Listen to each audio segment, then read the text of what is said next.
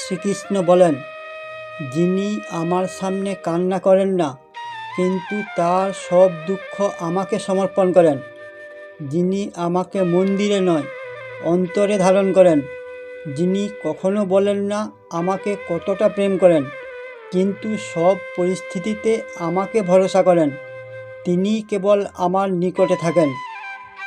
যখন কেউ যে নামে যেভাবেই আমার প্রার্থনা করুক না কেন, এটা মূল বিষয় নয়, কিন্তু যখন আমার মনে হবে মানুষ আমারই প্রার্থনা করছেন, কেবল তখনই আমার কৃপা সম্ভব। যখন কেউ মৃত্যুর সময় আমাকে স্মরণ করে, মস্তিষ্কে প্রাণ প্রতিষ্ঠা করে কেবল ওম মন্ত্র জপ করেন, তিনি জীবনে যত বড় পাপী হোক না কেন, তিনি পাপ মুক্ত হয়ে আমার পরম ধাম লাভ করেন। জয় শ্রীকৃষ্ণ।